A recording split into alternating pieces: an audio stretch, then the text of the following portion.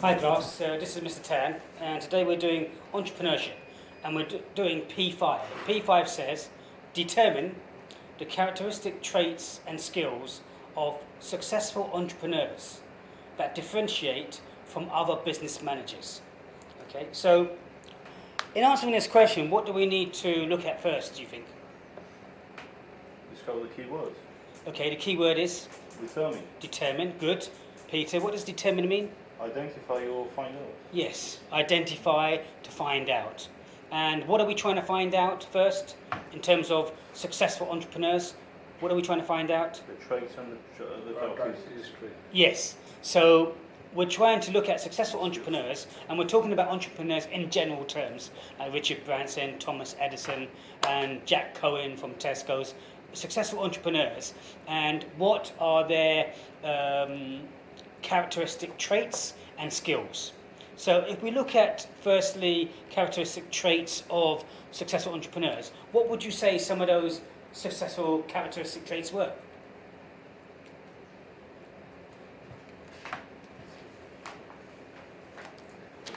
Entrepreneurs, they're risk takers. Entrepreneurs are risk takers. Flexible.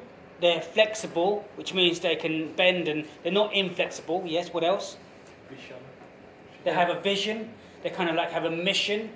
Okay, what else? They have a high energy level. They have high energy levels to get work done. And not only that, you'll be surprised, they have a tremendous amount of focus that in the same time with two people who have like 1 hour, they can get loads done in that time because they have a great deal of focus. Yeah, what else? Learning through failure. Learning through failure. They're not scared of failure. They're actually not scared of failure, not scared to fail. And they actually view it that it's a good thing in some ways because they're going to learn from their failure and learn from their mistakes. Even look at Winston Churchill. Winston Churchill in the Second World War became Prime Minister because he always advocated that Britain should have fought the Germans. But what was his biggest mistake? His biggest mistake when he went to Gallipoli and he lost the landings there thinking that they were going to overrun and be successful. But it was a complete disaster. And from that time there, he literally wasn't in the political view again. But come the Second World War, he became Prime Minister and he learnt so much from the landings that come D-Day, he learnt from all the mistakes from Gallipoli and he put right all those mistakes because of the disastrous effect he had on the landing there at that time. So he said to himself he wasn't going to make the same mistake again. And maybe the Second World War landings perhaps wouldn't have been as successful if he hadn't made that mistake in the first place. So what else? They're creative.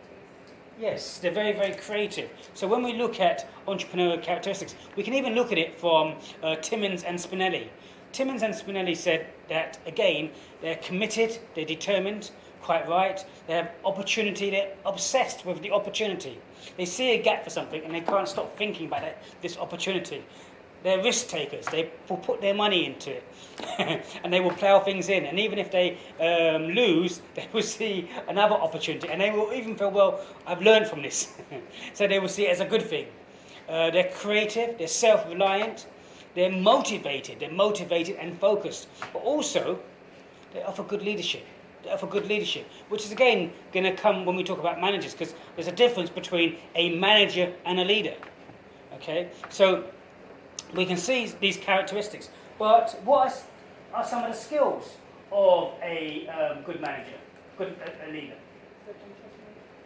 Good entrepreneur. Yes, good entrepreneur. Know Sorry. how to manage the money.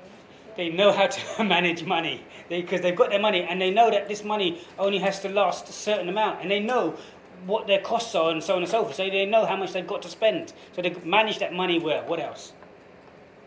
The ability to raise this money.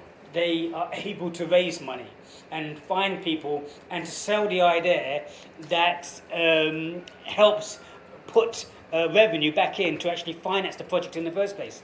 What else? Ability to be productive. Yeah, ability to be productive, excellent. But the other thing is the ability to relieve stress.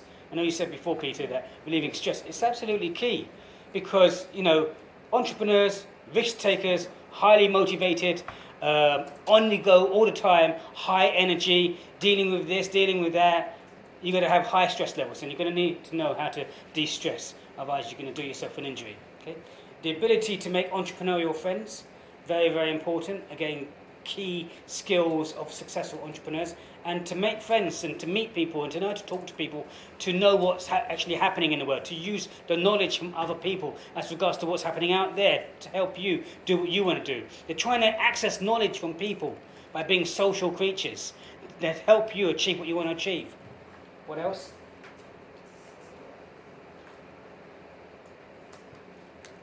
Know how to lead the employees, the staff. Know how to lead, good. We'll come on to that later as well, in terms of different leadership styles, in terms of transactional and transformational leadership styles. But also the ability to identify strengths and weaknesses, the ability to train new staff, the ability to hire the right people. They can see things in people, that they see something and they see and they know that this person will be good at this person will be good at that. Okay? Stay awake. Don't do it.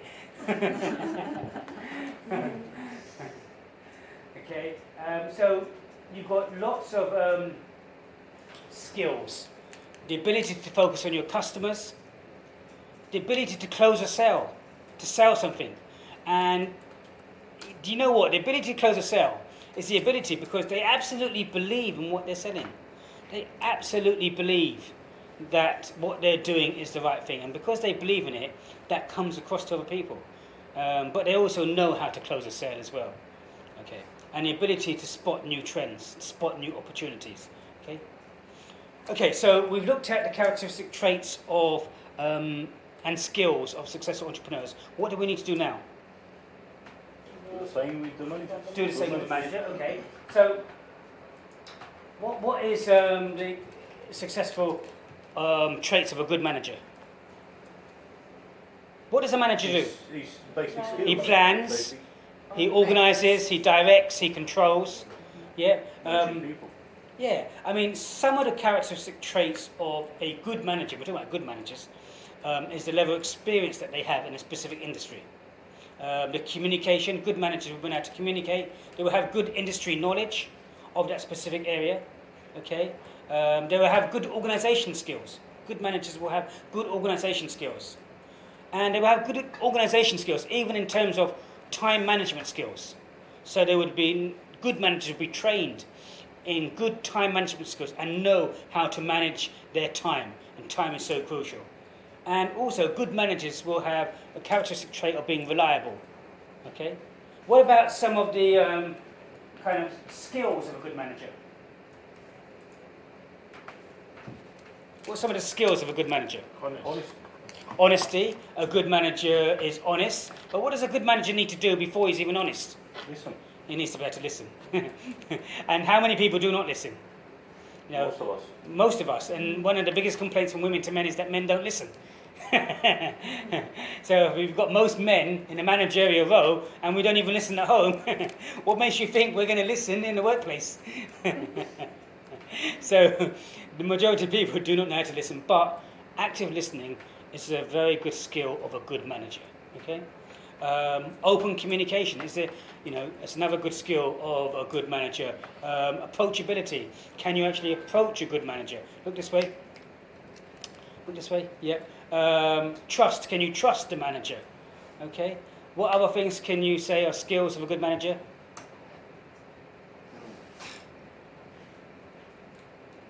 Supporting employee growth. Yeah, supporting people, trusting people, developing your employees, your good knowledge, helpfulness, and recognition. Giving people recognition for something that they've done well and then they've done good. Not taking the glory for themselves. Sign of a good manager. You passed the recognition. Yeah, in fact, that idea wasn't mine. It was this person's idea. Came up with a great idea. She's really talented. Do you understand? Recognizing and passing that recognition back on to your bosses, not taking the glory for yourself. Okay, that's the sign of a good manager. Okay, so now we've looked at the characteristic traits and skills of a successful entrepreneur and the characteristic traits and skills of a good manager. The question says now, how do they differ? So tell me some of the differences between the successful traits and skills of a successful entrepreneur to a manager. The risk takers. Yes. Entrepreneurs. Yes, entrepreneurs are more risk takers. they take more risks than the managers, and they take more risks, and they even take more risks with their own money. You know, their own money, their own houses and everything else. They invest everything in there. They're risk takers, whereas managers won't necessarily to be taking that risk. Obviously, they got to meet the budget criteria and the aims and objectives of the department, but they're not really taking outlandish risks as a successful entrepreneur would do. Okay? And you know what they say, success favours the brave. So, what else? Manage people, entrepreneur yourself. Yeah, a manager manages people, and there are different styles of management, like autocratic, democratic, participative, and laissez-faire type leadership style, management styles. But leaders really look to inspire, to motivate, to have a vision, a mission, a passion, a determination, a sense of an energy level that the manager won't have necessarily. And you know, and being around that leader, that successful entrepreneur, is infectious. You want to be part of it. You get excited because of his excitement. He starts to get excited, and he's getting all excited, and you're getting all excited. And you don't even know why you're getting excited. Yeah, so it is infectious. It really is infectious, and you want to be a part of it as well. And then you feel like you're actually part of something special. You feel you're part of something important. And